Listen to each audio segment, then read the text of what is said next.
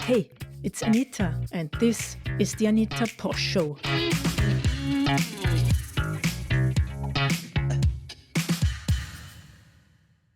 Hello everybody and welcome to another episode of the Anita Posch Show, where it is my pleasure to keep you up to date with topics related to Bitcoin on a global stage and also the local impact it has on people like you and me. My guest today is Sébastien Gouspillou. He's the co-founder and CEO of BigBlockDatacenter based in France. BigBlockDatacenter is running several mining farms in Russia, Central Asia, and Africa. Sébastien's mission is to qualify France in the world competition of proof of work. We are going deep into the business and ecological effects of Bitcoin mining. As always, you can find this interview as an audio version in your favorite podcast player and also as a video on YouTube. Please subscribe to my podcast feed. Search for Anita Posch in your podcast player and hit the subscribe button. You can find all the links also at anita.link/subscribe. And now, a short word from my sponsors and then on to the show. Enjoy! Local Bitcoins is an easy, fast and safe way to buy and sell Bitcoin directly from person to person. Join Local Bitcoins to bring Bitcoin everywhere and secure your financial freedom. Winter is ending, spring is coming, but your crypto storage shouldn't melt like snow and keep cool. That's why Coinfinity developed the Card Wallet, the professional cold storage solution. Order it now at cardwallet.com/Anita and get 20% off.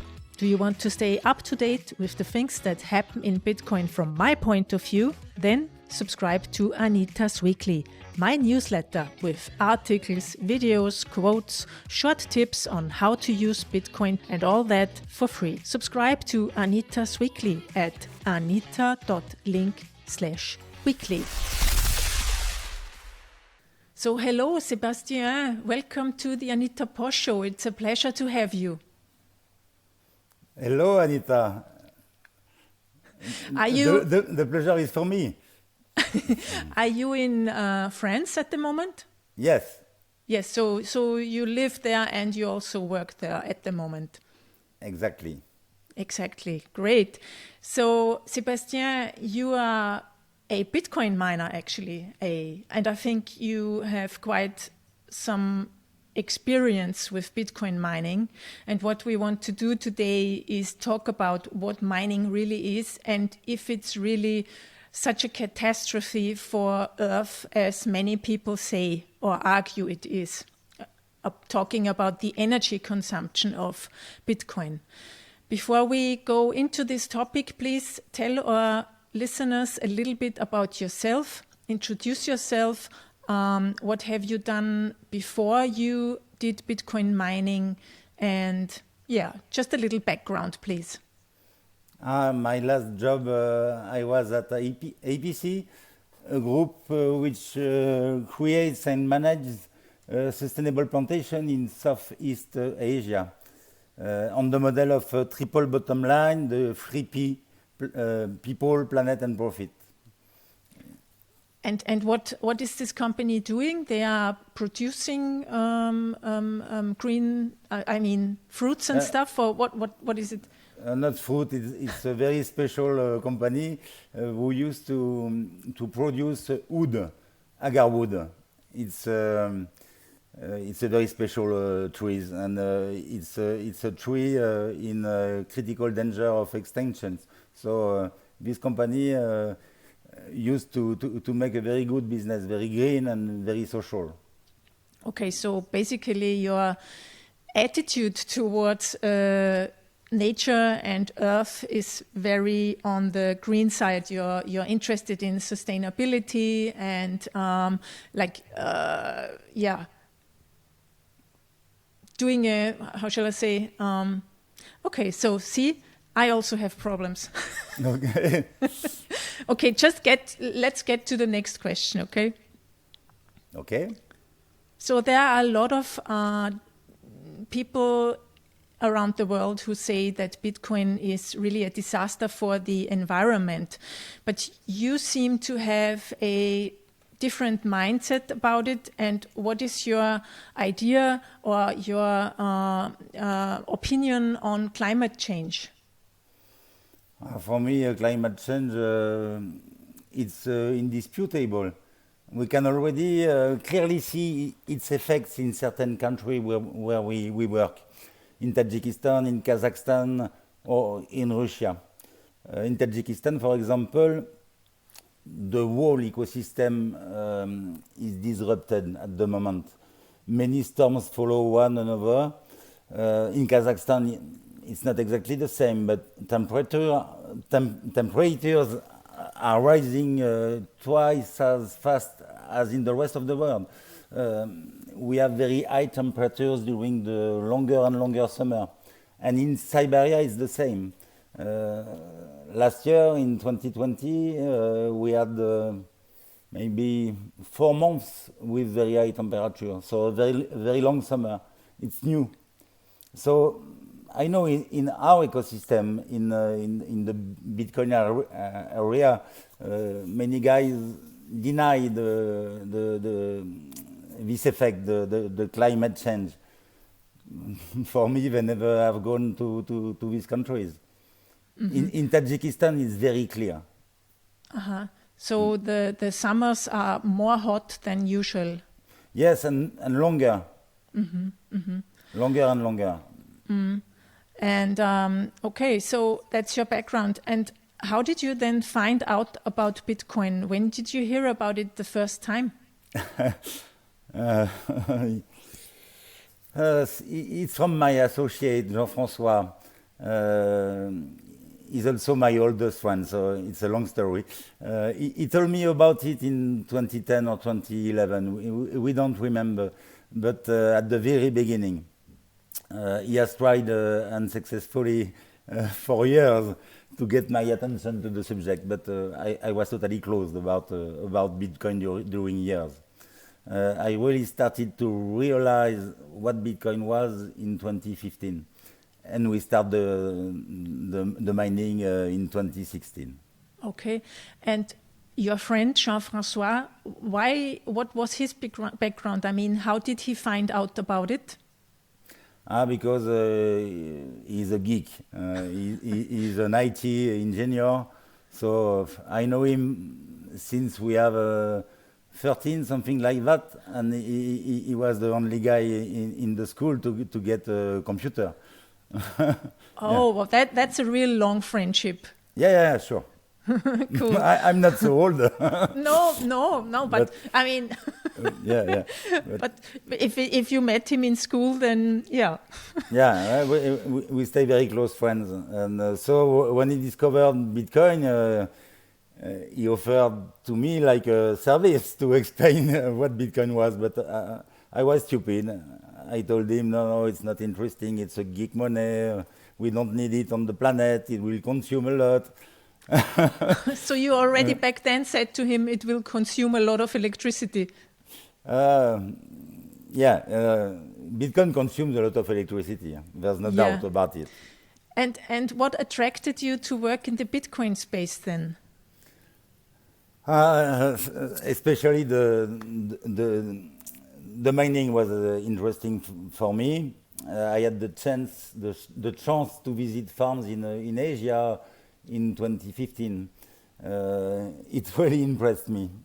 That was what I wanted to do immediately. You mean you were visiting mining farms? Yeah, big mining farms in Taiwan, yes, the first one. Yeah. Mm-hmm. What do you mean with big? How big is this? This one maybe had 10 or 12,000 ASICs. Okay. So it was very big, yeah. And I visited several farms this year in 2015, and all in Asia are very big.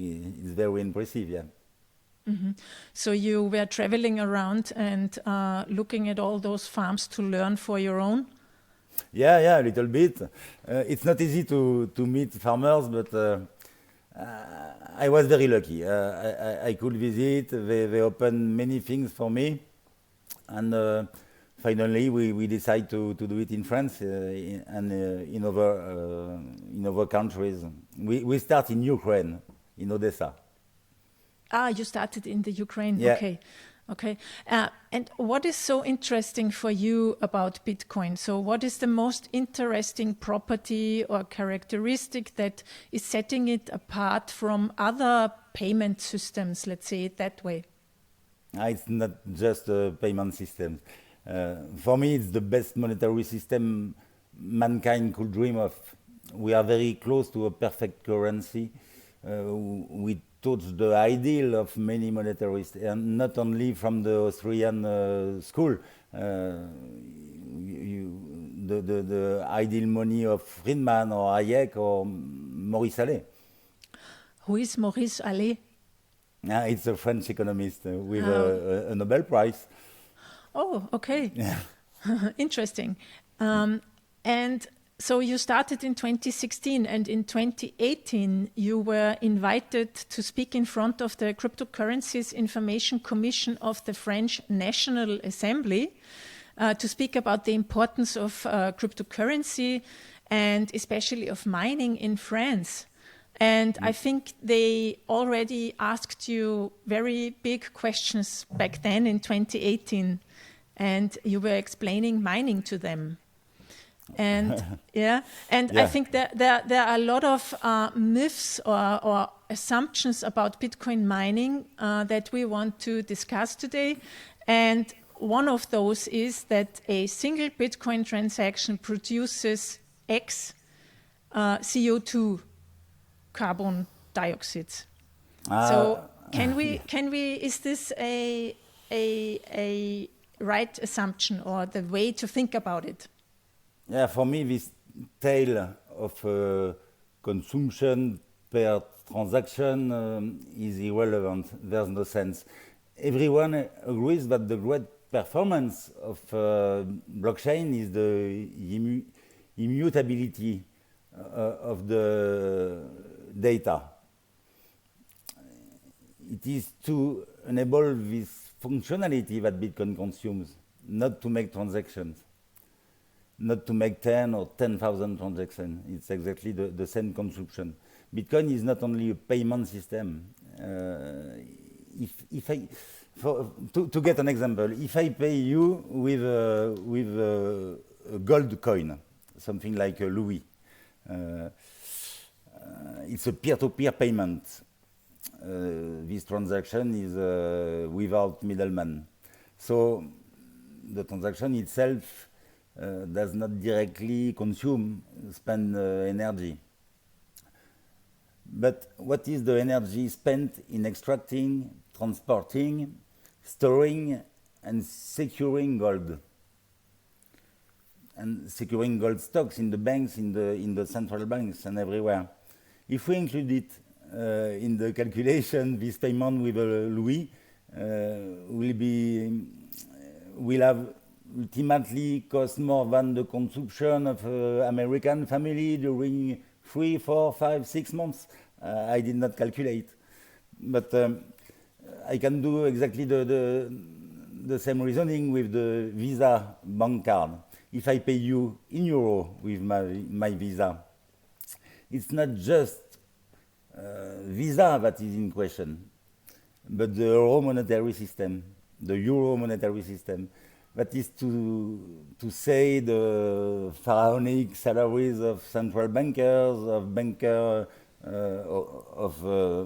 bosses of bank, private bank. This includes the price, the energy spent to repay, to printing the money before, to printing the money by credit, with all the energy spent to repay this loan with the interest. The environmental cost of this monetary system is obviously not proportional to the number of Visa transactions. This is sure. It's the same for Bitcoin. I can prove it. When you have big peaks in transaction during one day, the global consumption of the network, the Bitcoin network, is exactly the same that the day before or the next day. It's exactly the same consumption. So there's no sense. For me, it's totally not relevant. Yeah, to talk about energy cost per transaction, and only for Bitcoin, not for the Visa card. Yeah, that's true. Yeah. And there's another myth, basically the general saying that Bitcoin power consumption is an ecological disaster. What's your opinion? My opinion is different, but I am interested in Bitcoin. For people who do not see the interest of Bitcoin, it's normal. It's too much, the consumption. Because for him it is totally useless, so it consumes too much. It's normal, but it doesn't make it an ecological disaster. It's too strong. Whoever said Christmas lights were an ecological disaster, or electronic devices. Electronic devices on standby consume more than Bitcoin. It's useless. It's pure waste. We know that. We take offense, but we qualify it as an ecological disaster. Who can say it?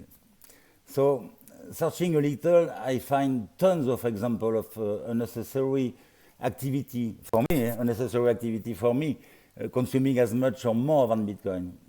They are not ecological disasters. So no, I refute this term, obviously.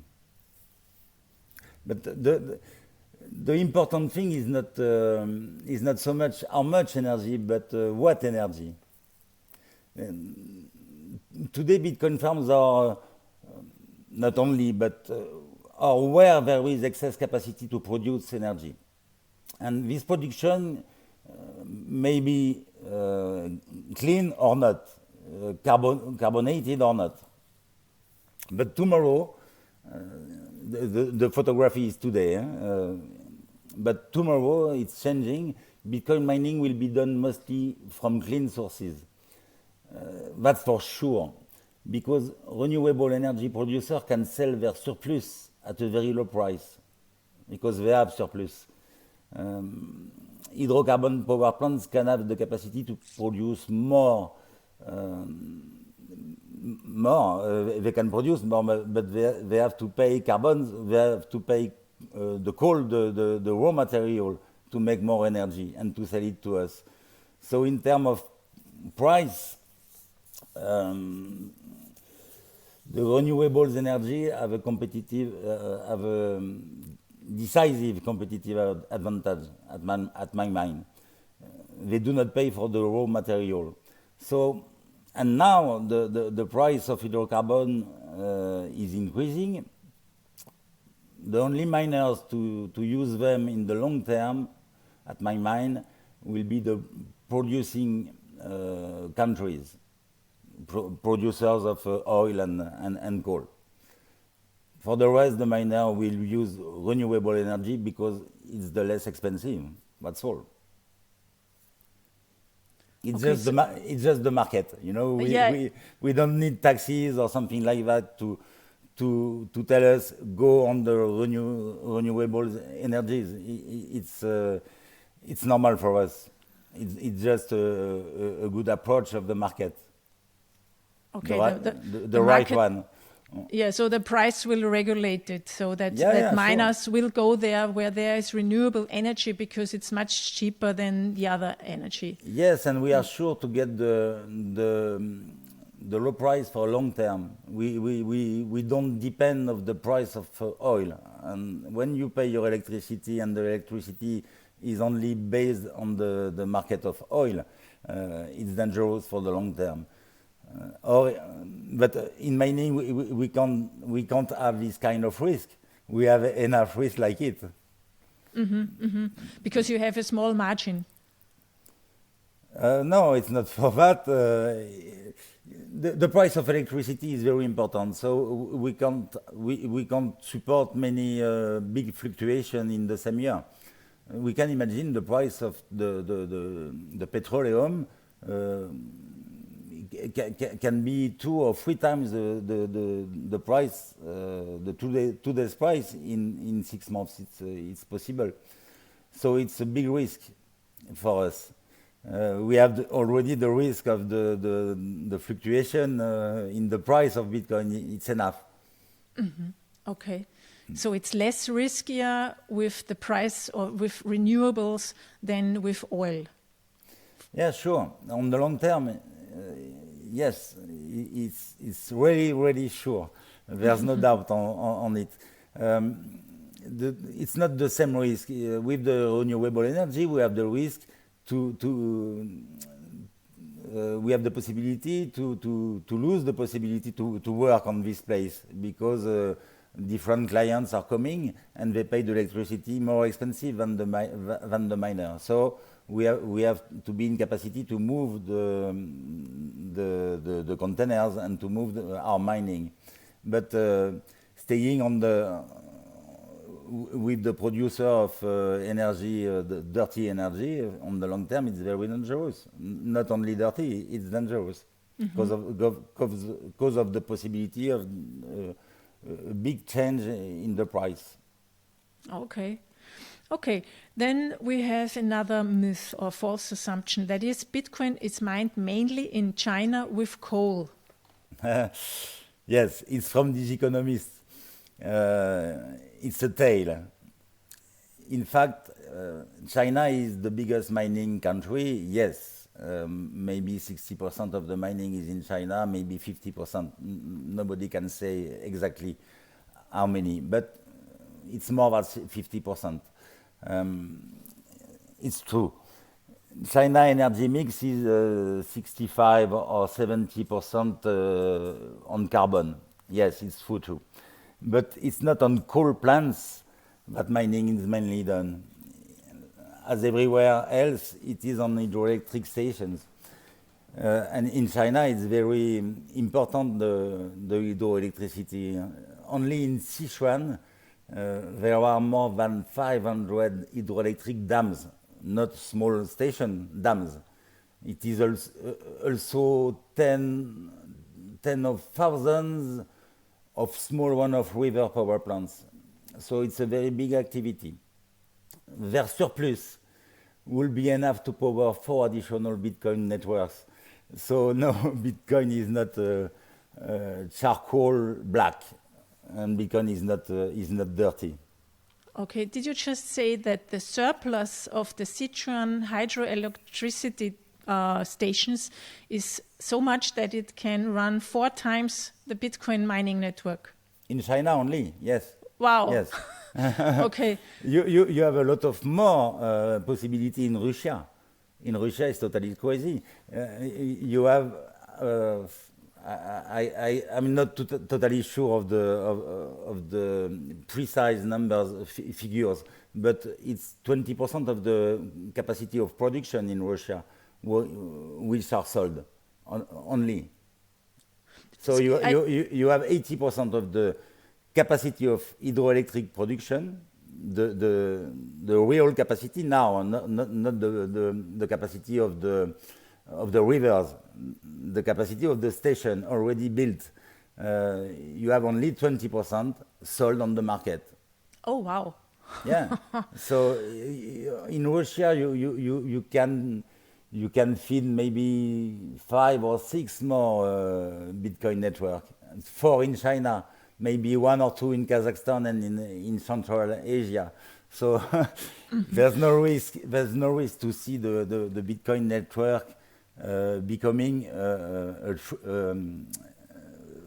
an ecological disaster. Mm-hmm. There's no chance. Have you visited a mining farm in China? Yeah. Yes. Yeah. And do you think is it a danger that like 50-60% of all Bitcoin mining is in China? Because many people say that. So like. If it were dangerous, Bitcoin did not exist anymore, because it's the case for the beginning. So no, for us it's not dangerous. It's not easy for the China government to cut all the farms the same day. And and take the power for the what? to what will be the interest? But no, it's not a threat, because as I told, if it was dangerous, Bitcoin did not exist anymore. And do you know, does any of these nation states like Russia or Kazakhstan or China mine for themselves, for the government, for the nation state? It's a secret in many countries, but yes, I know countries who mine directly for the state, for the government. It's the case in Ukraine. It's the case in Iran, in Venezuela, in many more countries. It's not always very known by the public, but it's a reality. Yes, I'm trying for.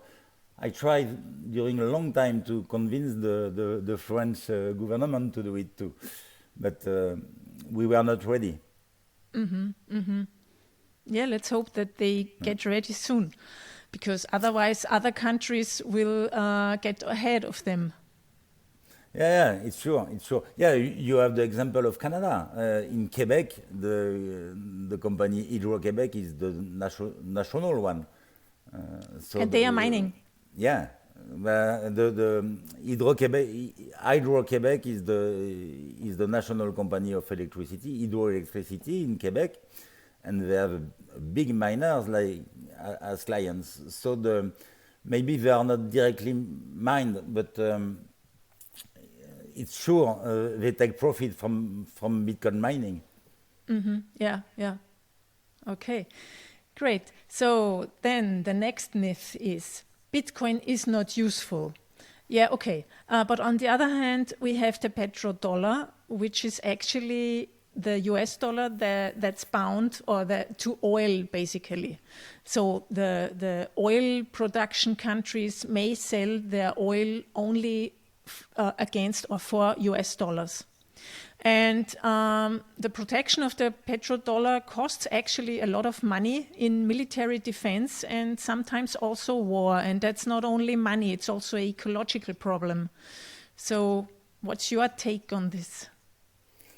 The first sentence, Bitcoin is not useful, for me, it's not only useful, it is essential. It is already a counterpower against states tempted by total surveillance of population by currency. The CBDC are a real danger for me.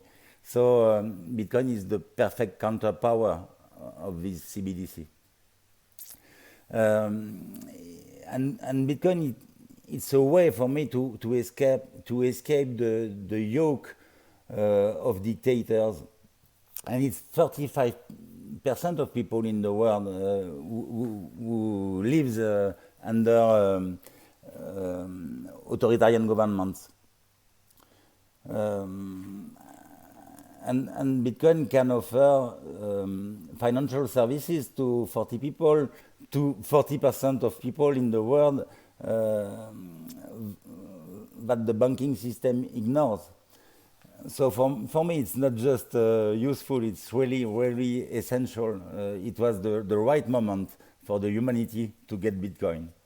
Yeah, I mean, everybody who says Bitcoin is not useful is definitely living in the Western society or in the developed world and not in the regions where people are not so well off. Yeah, so we really can't say Bitcoin is not useful, and I agree. I think it's really on the one hand side democratizing money, and it's a system of fairness that we haven't had before. So it's very important basically for humanity or humankind. Yeah. Yes, it's the beginning. So it's not easy for the African people in the campaign at the moment to access to Bitcoin, but it's just a question of education. it's not a question of technical possibilities, because many of these people have the smartphone and have internet in the smartphone, so they have they already have the possibility to have a bank in their phone. They don't know at the moment. They don't know it, but in the very close future, I'm totally sure that all this population will get some Satoshi and different other currencies, cryptocurrencies in their phone. For me, it's totally sure. It's the future, and the very close future, not in 20 years. And more for these people, they really need it. They don't know they have the possibility to get it, but they really need it. I can see in Congo many people pay already with the phone. They used to buy the cards, telephonic cards, to make payment. So the custom with cryptocurrency is very short.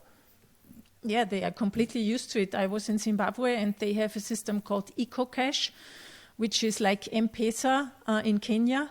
So they are completely used to pay all their things with the phone. So it won't be a surprise for them. But as you say, it's education that is needed, because there were a lot of scams and people are unsure now what is the real Bitcoin and how to use it. Yeah. Yeah, we need to educate population, because there's no marketing in Bitcoin. There's no big companies who do the promotion. So you can see some payment systems in Africa or in Asia, very not efficient and expensive. But it works because there are many advertisements, many publicity about this system of payment.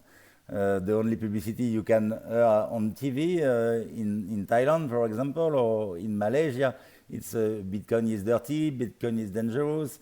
So it's longer for Bitcoin to penetrate this market. Yeah, it will be spread. But it's unstoppable. Yes, it's unstoppable because it's transported through word of mouth. Yeah, exactly. Yeah, and who do you believe more? Your friend who's using Bitcoin, or the guy on television who says it's dangerous? I guess the friend who's using it. I will tell them to see this podcast. Yes.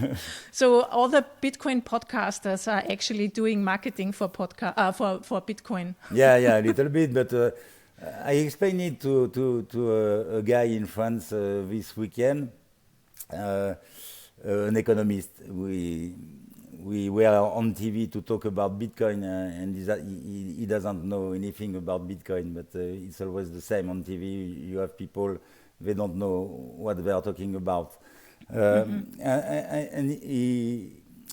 he told me, you are a lobbyist of Bitcoin. There's no lobby in Bitcoin because all is free. The time I am spending right now is not paid by Bitcoin, by Satoshi or anyone. So it's totally free, and it's not efficient as a company who has a lot of money to have a communication, to install a communication. Yeah, I think people cannot really understand that we do that just because we want to do it, you know. Yeah. And they don't understand that it is working like that. You must be paid by someone, yeah. Yeah. Exactly. It's totally free. We are not lobbyists, sure. No. Yeah. So then I often hear Bitcoin advocates say that mining will participate actively in the energy transition, so that it will help that more green energy is used. Can you explain that? Why this will happen? Because I don't really understand it. I will try. It's not so simple. But today, something is totally sure. All renewable energy projects are subsidized. Despite this effort by the states, the profitability of these factories of energy, is not obvious. It often takes a long time to find an economic balance between the offer from the station and the demand from the populations. Mining offers another form of subsidy to green producers. With crypto mining, sustainable production reduces energy waste. It should be understood that the creation of a sustainable power plant has an environmental cost at the beginning, but once built, having them run at 100% or 50% is the same. It's natural. So today, the Bitcoin mining becomes a regulator of the electricity of a country or of a region. It will soon be an optimizer of global production distribution. It's not so easy to understand it, but imagine for the green producer the paradigm shift. There is now a customer for them of last resort. So we can tell to the green producer at any time, night and day, summer or winter, I will buy from you the part of your production that you have not been able to promote until then. So it's a really new paradigm, helping the renewable energy sector is the path for the governments for many years. Bitcoin mining does exactly the same thing. So instead of the governments that have to subsidize green renewable energy power plants, now Bitcoin miners are coming and say, okay, whenever you have excess power, I'll buy it from you. Because otherwise they can't store that energy because there are no batteries that can do that long enough, and also you can transport it so far. So and Bitcoin mining is very mobile, so you can go there with your mining rigs, use the power and produce Bitcoin. And that's a great way, actually, yes, to subsidize green energy. Yeah, it's the reality, it's the truth. More and more small producers understand that it's possible. It's possible to complete the balance sheet of the production, and they can sell the megawatts when they produce during the night. They don't have customer for it. They have maybe 10 megawatt capacity, and they have the possibility to sell only 5 megawatts. So for them, it's an incredible chance. Mm-hmm. There's another idea that maybe the electricity consumption of the Bitcoin mining will become less when there are less mined coins. So meaning all 4 years we have a halving, and the block reward is split into half. At the moment it's 6.25 Bitcoin, and in the year 2140 there will be no more Bitcoins mined. So somebody had the idea to say, as there are less Bitcoin to be made for the miners, possibly there will be less miners and so less hash rate in the system, so that the system will need less energy. Do you think, is this a good theory, or is this not true? It's not easy to affirm what is true in the future, but I know this. I know this argument from Nick Carter, for example. This part of Nick Carter's speech is not very clear for me.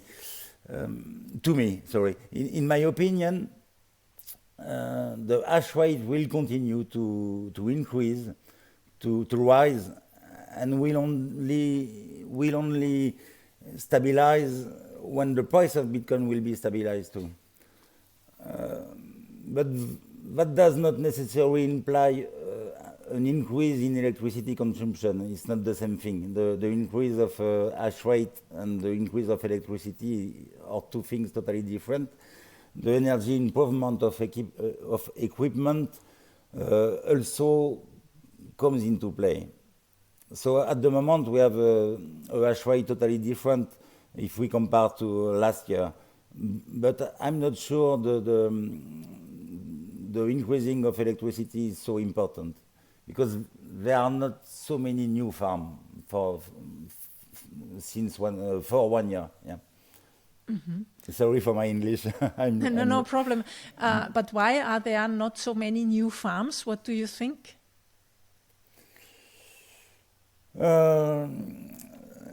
Many farms closed during the summer, the crypto summer. So during 3 years, it was a bad business in many countries because of the price of electricity. So many people used to mine in Europe by the past 3 years ago. It's totally finished. So some farm closed, some other open somewhere else. But the market was not really exciting in the last 2 years. So it was not simple to take money from investors to create new farms. It's easy for 6 months. Yeah. And where are your facilities at the moment? In different area. Russia, the oldest machine we have are in Russia, in Siberia, in Central Asia, and in Africa for less than 1 year. Yeah, we start to work in Africa, but it's where we work essentially. And do you only use hydropower for your mining? Yeah, sure. Not only in Siberia, because in Siberia we did not choose the farm. It was a tactical retreat. We need to move to France, and in the emergency, we were looking for a partner to host our machines. And we closed a deal with Baikal Mining in Siberia. So it's the energetic mix of this region. So maybe it's 50% hydro and 50% coal. It's not nice for us. We never developed this business. Okay, understand. We just put the old machines. Something like 800 or 1,000 machines. It's a very small farm for us. Mm-hmm. So how many machines do you have altogether? It's a secret, but more than 5,000. Mm-hmm. Okay, and less than 100,000. Okay, thanks.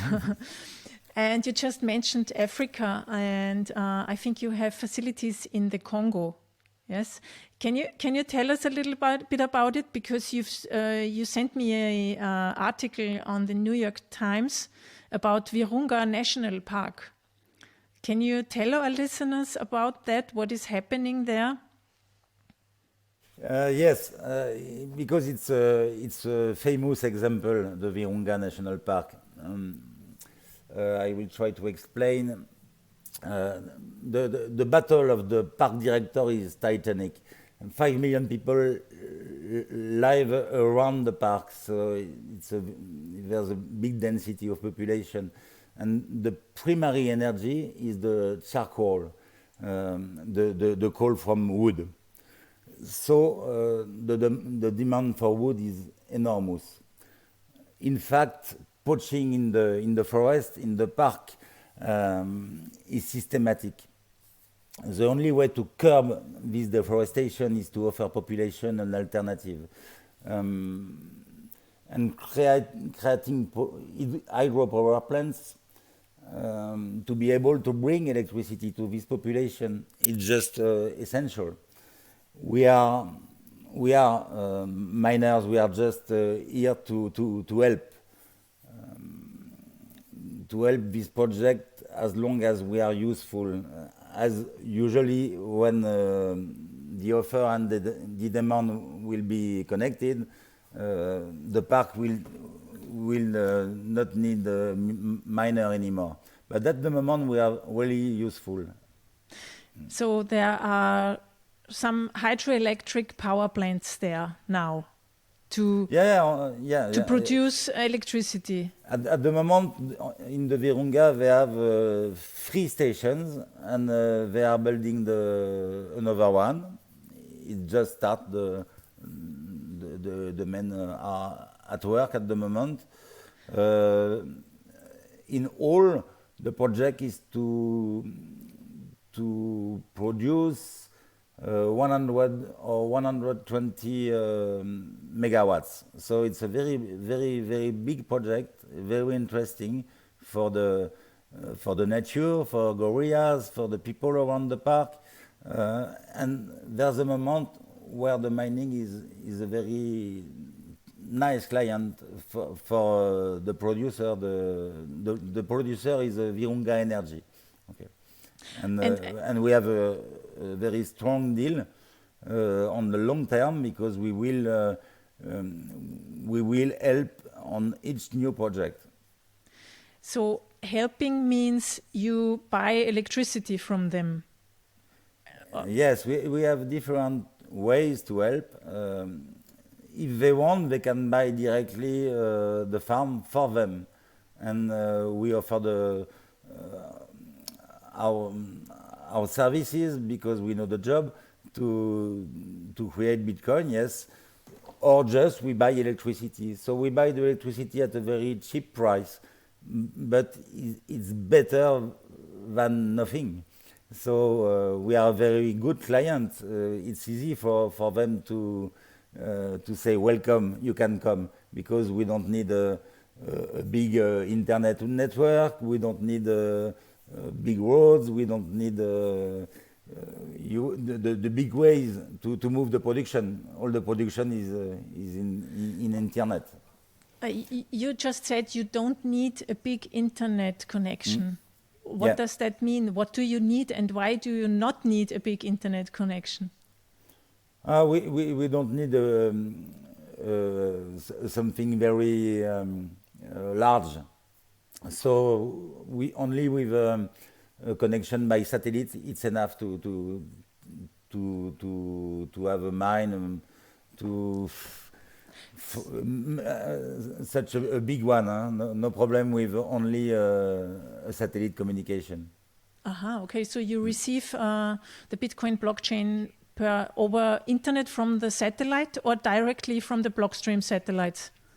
No, for normal satellite. It's just to connect internet. Yeah, in the jungle, it's the only way we have. But this kind of project in Africa, it's not only with Virunga. We are on different projects on 5 different countries. So all the development of electricity in Africa, if you want to bring electricity to people who don't have, it's a totally decentralized network. There will be some small different network, not connected on the principal one. So it's really difficult to create a new station with we can imagine a capacity. I create an hydropower station with 20 megawatts. But maybe in 5 years it will be not enough for the population, or maybe it will stay during a very, very long time too much. It's not easy to calculate exactly for the population the possibility to stay in this area or not. So it's really difficult to create the right one station at the T moment. So for this kind of project, solar or of hydropower or any renewable project, mining is useful, yes. Super. And so you bring just a container with ASICs there, and you educate local people how to run the ASICs and the software. Sure. Yeah. We need it. We need Yeah. it. So in each country we have people So who are in capacity to repair the machines to make all the job. So, okay, so basically you're an employer also. Yeah, so they are not directly employed by Big Block. We used to pay the electric company to pay the people from the electric company. Yeah. But it's jobs. Yes, sure. It's jobs. Yeah, yeah, It's not many jobs. To be clear, if we have 10 people in the world, that's all. Yeah. Oh, wow. Okay. So, and I mean, I often hear that mining is better where the climate is cooler, but Congo, it's not really cool there, but it's possible to mine? Yeah. About the temperature, we don't need to have cold temperature. So it's a legend. When you have a temperature too low, it can be dangerous for the machines. So in Siberia, if the company cut the electricity during 3 hours during the winter, you have to hot the room before to start again the machines. Okay. Because you can't start machines at negative temperature around less than 20 degrees or something like that. It's impossible. So in Congo, it's really easy. We are on the equator. The climate is middle, maybe 25 degrees during all year long. Yeah. Okay, understand. So the top temperatures are maybe 30 degrees. Yeah. So basically, you could also mine in France when you have a hydropower station and a low price. Yes, in France, because we have les centrales atomiques, nuclear. Nuclear. I'm sorry. Yeah. Because of the nuclear, we have cheap electricity, but not so cheap. And about the hydropower plants or hydropower stations, the government used to buy the national company EDF used to buy the megawatts produced by green producers.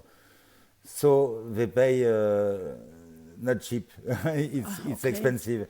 So the map of production in France and distribution in Europe in general is good. So it's not the nice market for the miners. No, because it's not. We are not useful on this market. Okay. So and how is it in Kazakhstan? We can be useful if we can work directly on the nuclear stations. Sure, we can be useful, but it's not the same level. On the new stations, on the new renewable station, it's really important to think mining since the beginning. Okay, and you are mining in Kazakhstan since 2018. Yep. And and back then mining was still confidential, or it wasn't allowed? Well, when we arrived in Kazakhstan, it was confidential. We were not the first one, but we came in the same time than Bitfury in this country. Now the mining is totally different in this country. The government clearly prefers to sell the overcapacity to miners rather than to the Russian state. And this is new. So it's so not popular, but it's so mainstream at the moment, mining in Kazakhstan. For us, it's not interesting. So we stay in Kazakhstan, but our developments are elsewhere now. Okay, are you planning new mining farms at the moment? Yes. As I told you, in 5 different countries in Africa. Yes. Oh, yeah. Yes. Okay. My interest is really in this kind of projects. Okay. In Kazakhstan, or in this kind of countries, it's not easy to see the effect of what we do. We can see the electric network changing because of the mining. In Africa, we can see it. And in Africa, you, I guess, see also the local impact, or? Yeah, sure. Yeah. Sure, we can see the local impact of the electricity in the village. It's crazy when you can see people discover the light in the streets. Yes, we are very satisfied about it. So we can see it in Kazakhstan. In Kazakhstan, you have oligarchs. We take the money. We take the money. Yeah, sure. Yeah. From mining, from everywhere. Okay, and in Africa, the people have something good, have an upside basically from your mining also, like having light and stuff like that, and electricity all day long. I mean, the goal for all the team, for the miners, for the electric company, is to bring electricity to people. Sure. cool. So we are all commercial companies, but the goal is to bring electricity to people. Yes, sure. And I read you are mining Bitcoin only. Why are you not mining other coins too? Why the gold miner does not mine for copper? We believe in Bitcoin. We mine Bitcoin. That's it. And I guess it's also a specialized knowledge. I mean, I guess mining other coins requires other software. Yes, other machines. Yeah. But we can buy different machines. But you just don't want to. You can mine Ethereum with ASICs at the moment, so all is possible. As I told you before, we are in a risky environment, so we don't need to add risk to risk. So we are totally confident about Bitcoin and the future of Bitcoin. Okay, I don't want to tell more about altcoins, but it's not the same safety for us. When mining is so interesting, can I, as a private person, participate in mining too? Or is this too expensive for a private person? And what would be the advantages and disadvantages? Investing in mining, it's not recommended for beginners in all cases. Professional companies or just people is the same. It's not the right way to start in this ecosystem, at my mind. I see that a lot of people, crypto connoisseurs, don't understand anything about mining. So imagine the level of understanding for new entrants. So my job, I do the sales in the company. I am the only one. My job is to find companies, professional companies if possible, but we don't work with people. We don't do publicity to sell machines or something like that. We can offer something for everyone, but it's not my target. Understand. And yep. No, so become a customer, individual or company, it's easy. But to mine, you must want to participate in securing the Bitcoin network. To become an active player if the only goal is to make money, buy Bitcoin and keep it a long time, maybe 5 years. It's really, really safe. So you miners, you also need to make money and to sell your Bitcoin somewhere. And I was wondering where miners do sell their Bitcoin. Do you have a special network for that or not? Yeah, in my case, we used to sell the Bitcoin we need to pay the electricity only by Kraken. Don't ask to me why.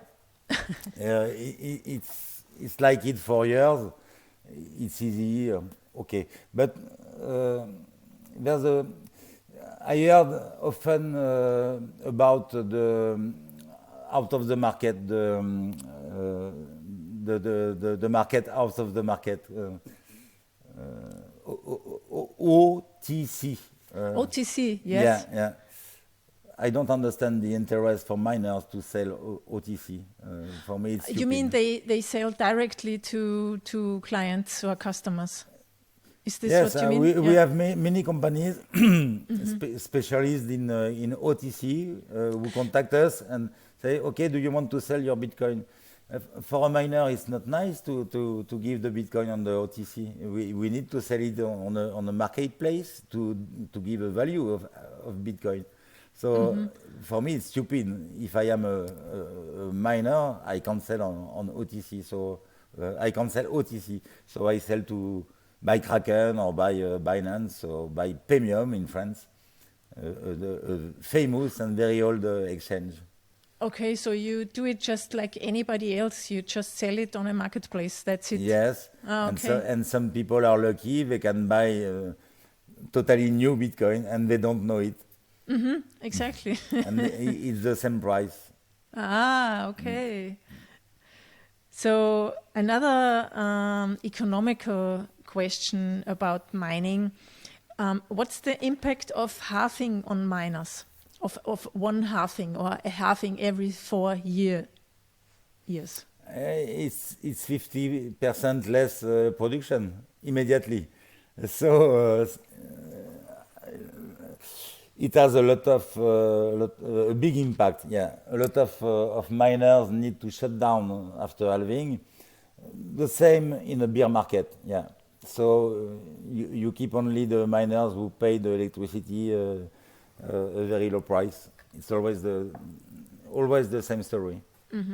And do you also have to shut down machines very often? Not often, but in 2018 we shut down all the machines because we were in France and in Ukraine, and when the price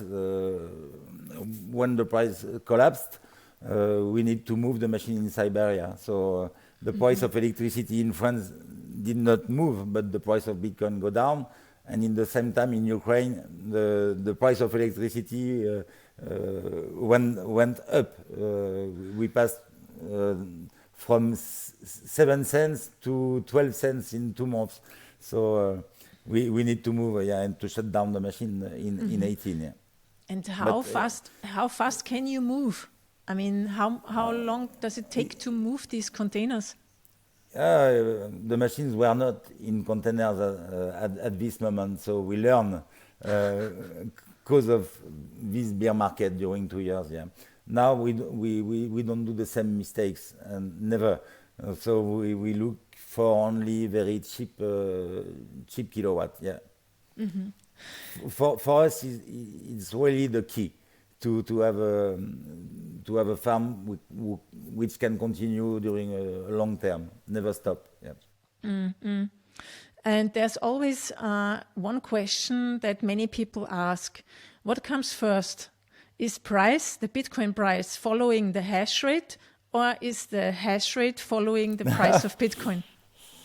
It's funny because it's a question. It's strange because the hash rate follows the price.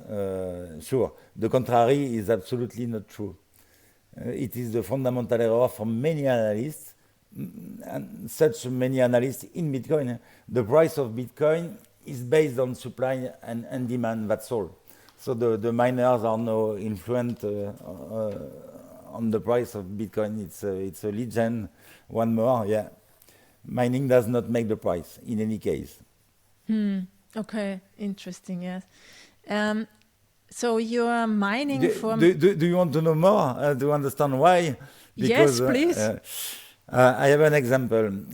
Last year, a journalist in France explained during in March, I think, when the all collapsed, all the companies, Bitcoin, all, and the price of Bitcoin went down to 5,000. Well, yeah, 4,000. Yeah, and he explained that this price can go down. It was impossible because it was the price of extraction of Bitcoin in China. It's a totally nonsense because if the price continue to go down, the minimum price of extraction will change immediately. So we can see the Bitcoin price collapse till $100. It's totally possible. It's not depending of miners. Because the miners would then just shut down their machines or mine more efficiently. The hash rate difficulty goes down. And So we can't do nothing if we see the price of Bitcoin go down and down and down. Us miner, we can do nothing. We just have to cut. If we cut, the hash rate go down too. So the difficulty change and you can have the profitability because you are less miners in the world. So you can earn money with a Bitcoin at 1,000. It's possible. Yep. Okay, so great that somebody who's really in the business of mining is explaining that. But usually most it's not times easy in English. It's not easy in English. I explain better in French. No, I think you did that very well. So you're mining for many years now. How has the use and also the experiences with Bitcoin, have they changed your life other than, of course, I mean, your professional life is you're a Bitcoin miner, but has it changed your perspective of life too? Above all, it gave me a lot of hope. Before I got to Bitcoin, I thought a lot about how the world works, about this fast-growing economy for decades that was unable to lift the masses out of the great poverty, while shamelessly enriching the few privileged. I came to the conclusion that the problem was monetary. From then on, Bitcoin carries a lot of hopes for me, at my mind. It's a promise of a better world. Yeah, sure. So yes. I'm more confident in the future now for something like 6 years. Yeah.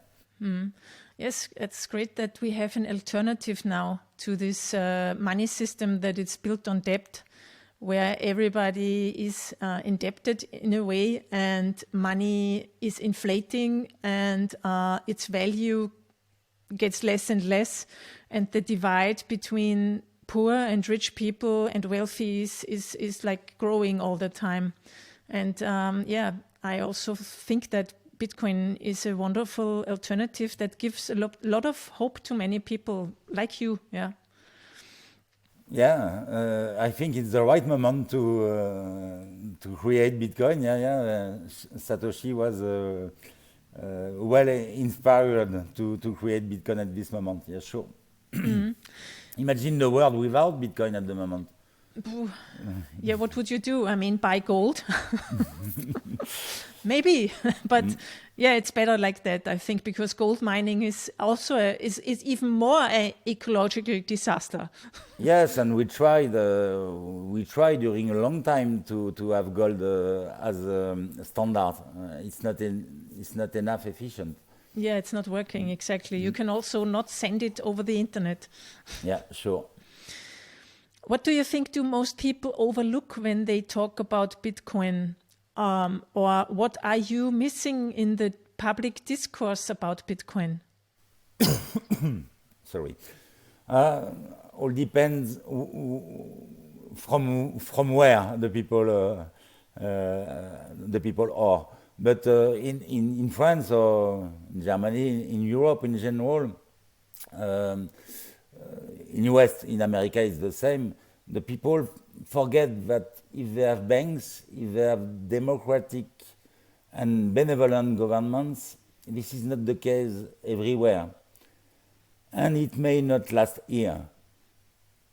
Yes, we don't know what is happening the next year or in the next 2 years, yeah? Yeah, sure, but and really people can't imagine that it's not the same case everywhere in the world. Yeah, we are only 60% of people in the world to have the possibility to use a credit card and a bank. It's crazy. Yeah, it's true, yeah.